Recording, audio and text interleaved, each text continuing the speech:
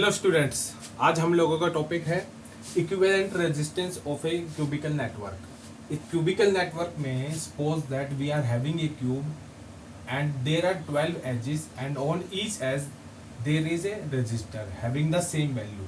सभी रजिस्टर की वैल्यू क्या है? सेम। ठीक है। And we need to calculate equivalent resistance between these two point, this point and this point. It means current is going at point E and from point C current is coming out. So we can say that these two points are diagonally opposite points. We need to calculate equivalent resistance of this network.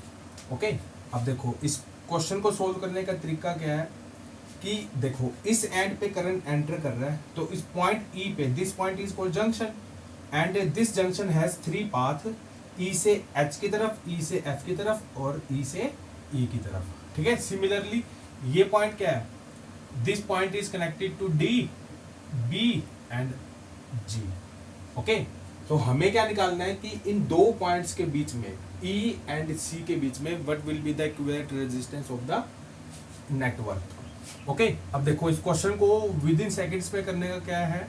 अब देखो current इस point पे enter कर रहा है, इस point पे leaving कर रहा है, so we need to calculate diagonally opposite points. ठीक है। देखो E के साथ क्या है? F कनेक्ट है, H कनेक्ट है और A कनेक्ट है। सो इसका डायग्राम बनाओ आप।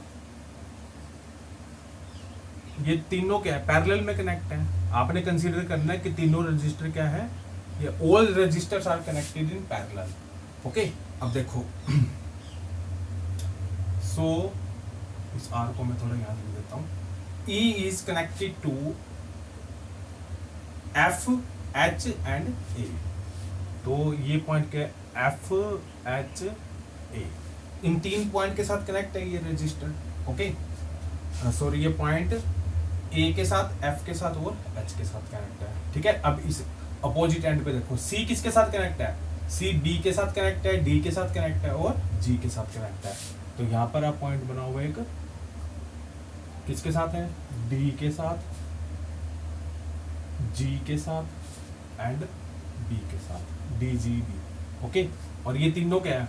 1 2 एंड दिस वन 3। इन तीनों को पैरेलल में कनेक्ट करो।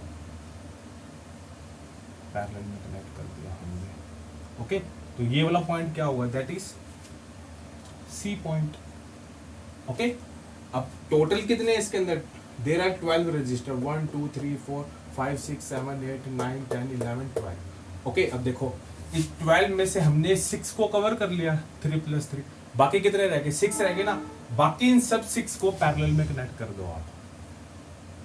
1 2 3 4 5 6 इनको पैरेलल में कनेक्ट कर दिया आपने। Okay, and all registers are having the same value R R R R R R R। This is R R R। Okay, अब देखो ये तीनों क्या है? पैरेलल में। ये 6 क्या है? पैरेलल में। और ये क्या है? 3 पैरेलल में। और as we know that when resistor are connected in parallel then we need to then equivalent resistance will be R upon में N। ये शॉर्टकट फॉर्मूला हम यूज कर सकते हैं। इसका क्या आ जाएगा? R/3। इसका क्या आ जाएगा? R/6। इसका क्या आ जाएगा? R/3। All 3 are connected in. अब इसको हम इस तरीके से ड्रॉ कर सकते हैं, R/3 R/6 R/3। All 3 are in series, so we can write R/3 R/3 plus में R/6 प्लस में R/3। तो R/3 R/3 it will be 2R/3, so we can write 2R/3। एल्सियम कितना आएगा? 6। R प्लस में 3 2 जा 2 2 जा 4 4, so it will B 5R/6। तो R इक्विवेलेंट कितना होगा यहाँ से? 5। सो R इक्विवेलेंट कितना होगा यहाँ से अपना? 5R/6।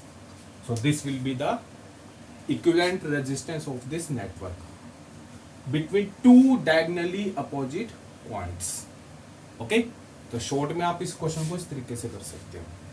Okay, thank you and have a nice day.